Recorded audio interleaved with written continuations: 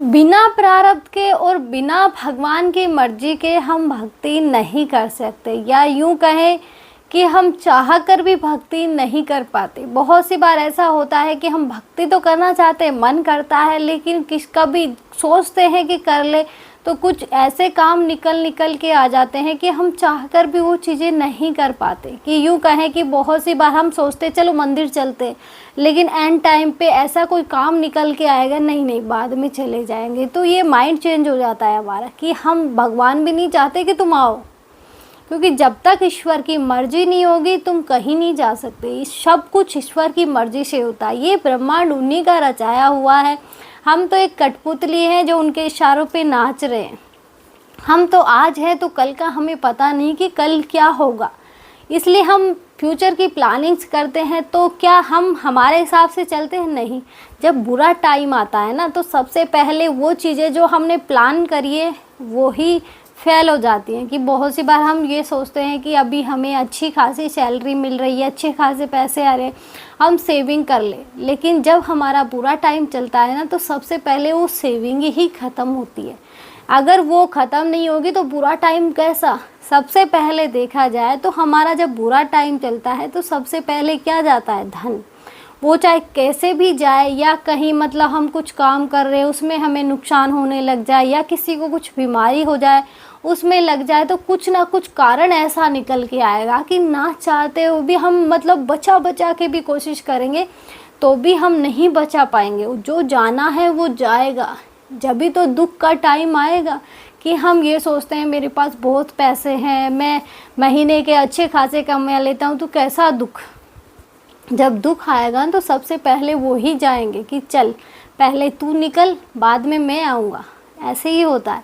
एक व्यक्ति के साथ ऐसा ही हुआ था कि उसकी मतलब राहु की दशा आनी थी। होता क्या है कि जब दशाएं चलती है तो सबसे पहले पैसे जाते हैं। ये बात हमेशा याद रखना। तुम कितनी ही कोशिश कर लो पैसे बचाने की, तुम बिना मतलब की चीज़ों में पैसे खर्च करना शुरू कर दोगे। या यूँ कहें कि जहाँ हमें पैसे लगाने की ज़रूरत नहीं है, हमारे घर वाले मना करते हैं, वहाँ भी हम लगा देते हैं। ऐसा ही हमारे खुद के साथ हुआ था एक बार कि कुछ मतलब वैसे कि एक मतलब वो होती है ना कि एक मतलब LIC वगैरह इन ऐसी मतलब कुछ थी, तो वो आई तो किसी ने मेरे पापा को बताया कि ऐसे ऐसे है, इसमें मतलब इतने साल तक पैसे इन्वेस्ट करने पड़ेंगे, बाद में जाके लास्ट में पैसे भी मिलेंगे, ब्याज सहित मिलेंगे, एक बाइक और मिलेगी।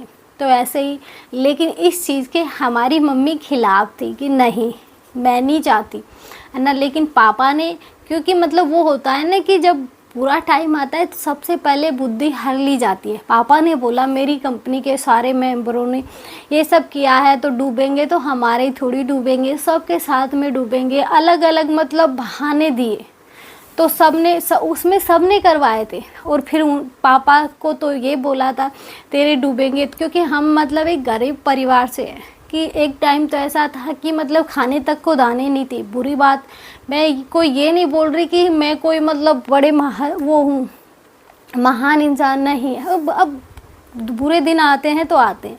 बहुत सी टाइम ऐसा होता है कि खाने तक को दाने नहीं होते, जब समय पलटता है तो सब कुछ हो जाता है। वैसे हम किसान हैं तो ज़रूरी नहीं है किसान है तो उसके पास अनाज ही होगा, नहीं होता। बहुत सी बार मतलब ऐसे हो जाता है कि बारिश इतनी तेज़ आ जाती है कि सब कुछ बर्बाद हो जाता है। इसलिए बहुत सी बार तो खाने तक को दाने नहीं आते खेतों से।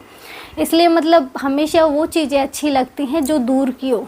पास में जब खुद पे बीतती है ना, जब लोगों को पता चलता है, जैसे कि नेगेटिव चीज़ें जब तक खुद पे ना आए ना कि हाँ इसमें कुछ नेगेटिव है, कोई मतलब नेगेटिव चीज़ इस पे हावी हो रही है, जब तक वो खुद सामने से ना देख ले, खुद पे नहीं आए, तब तक हम बिलीव नहीं करते कि हाँ ऐसा भी कुछ, हम ये कुछ नहीं होता, बकवास है, ये सब होता है ये सब। तो ऐसा ही हुआ। पापा मतलब तैयार थे पैसे इन्वेस्ट करने के लिए, लेकिन मम्मी इस चीज़ के खिलाफ थी। मम्मी से लड़ झगड़ के पापा ने इन्वेस्ट कर दिए, मम्मी से बिना बताए कर दिए। और फिर बाद में बताया कि मतलब 4-5 महीने बाद मम्मी को बताया। लेकिन हुआ क्या कि मतलब बताया भी तब वो जो सारे इन्वेस्ट थे वो डूब गए। कि वो कंपनी ही फुर हो गई, कि वो कंपनी फ्रॉड थी, पता नहीं क्या हुआ उसमें, कि बाइक तो आई नहीं, पैसे भी गए। लेकिन अब मतलब बोला था ना कि मत करा, वो होता है ना, कभी किसी की बुद्धि काम कर रही होती है, कभी किसी की बुद्धि काम नहीं कर रही होती।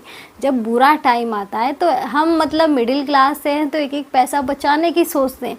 हम वैसे नहीं है कि सब पैसा एक जगह तिजोरी में रख देंगे, नहीं। हम जो हमारी मम्मी होती है वो मतलब 100 रुपये कहाँ रख दिए, 100 रुपये कहाँ रख दिए, ये बात सच है कि जब भी मतलब मम्मी साड़ी निकालेगी तो वो ये बोलेगी फटकार के देखना कहीं गलती से पैसे ना निकल आए, क्योंकि मम्मी को ही नहीं पता होता पैसे कहाँ रखे, क्योंकि मतलब एक जगह रखेंगे तो सबको दिखेंगे वो 100 कहाँ रख दिए, 500 कहाँ रख दिए। तो ऐसे मतलब मम्मी की आदत थी, इसलिए मतलब जब भी कुछ लेना होता तो वो बोल देख लेना उसमें कुछ है तो नहीं। इसलिए मतलब हमेशा मतलब हम सोच समझ के चलना चाहिए कि कोई मना कर रहा है तो मान लेना चाहिए। उस टाइम मतलब हमारा नुकसान भी हुआ, क्योंकि एक आम आदमी के लिए नुकसान होना बहुत बड़ी बात है। इसलिए मतलब हमेशा भगवान पे भरोसा रख। हम मानते हैं सब, हमारी पूरी फैमिली भगवान को मानती है, क्योंकि आज जो हम हैं वो भगवान की वजह से, आज जो हमें 2 टाइम की रोटी भी मिल पाती है वो भी भगवान की वजह से। क्योंकि मतलब जब समय पलटता है तो माध्यम मतलब कहीं ना कहीं कोई ना कोई बनता है। इसलिए मतलब जब हम कहीं जाते हैं तो मतलब ये बोलता है कि कहीं हम भगवान के गए, वहाँ कुछ मतलब मुंह से वैसे ही बोल दिया कि प्रभु ये पूरी कर दो, मैं आपके ये करूँगा। अब ये बोलोगे कि ये तो रिश्वत होगी, रिश्वत नहीं, भाव भी होते हैं कुछ, कि हम जो भी करो ना सोच समझ के, क्योंकि अच्छा और बुरा दोनों कर्म लौट के आते हैं। इसलिए भगवान की भक्ति तो तुम भगवान की मर्ज़ी से नहीं कर सकते, या यूँ कहें कि तुम अगर भगवान का नाम भी ले रहे हो ना तो वो भी तुम भगवान की मर्ज़ी से ही लोगे। भगवान की मर्ज़ी के बिना तो तुम नाम भी नहीं ले सकते। इसलिए हमेशा ये मत सोचो कि मैंने भगवान की भक्ति करी। आज कल हम देखते हैं कि ये साधना कर लो, वो साधना कर लो, इससे हमें भक्ति नहीं मिल रही। कि हम ये सोचे हम साधना करेंगे तो साधना अलग चीज़ें होती हैं।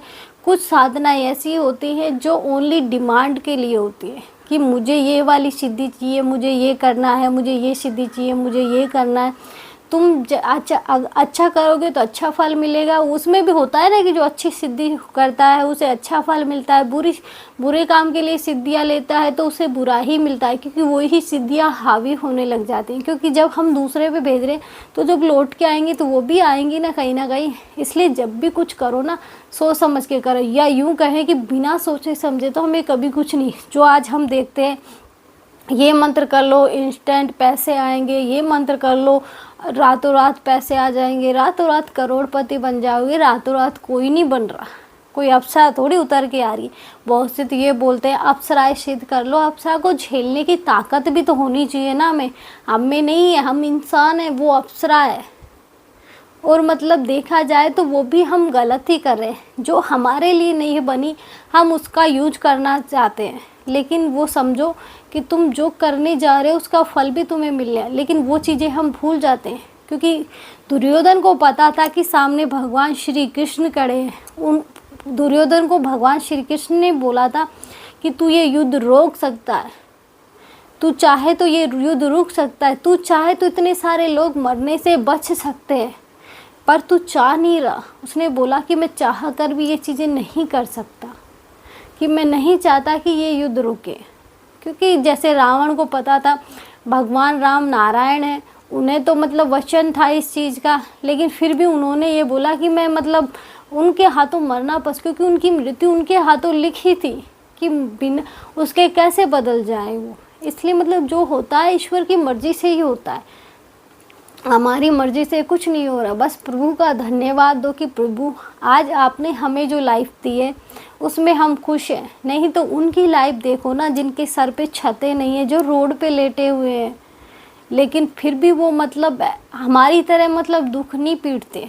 हम मतलब देखते हैं वो मतलब कैसे भी अपना गुजारा कर रहे हैं ना, लेकिन हम छत होते होते भी ये सोचते हैं मुझे ये चाहिए, मुझे वो चाहिए, मुझे वो चाहिए, तो हम इसी चीज़ में फंसे रहते हैं। इसलिए जितना हो सके भगवान के भजन करो, और जो मतलब हम जितना इस चीज़ों में घुसेंगे ना उतना ही हम परेशान होते चले जाएंगे।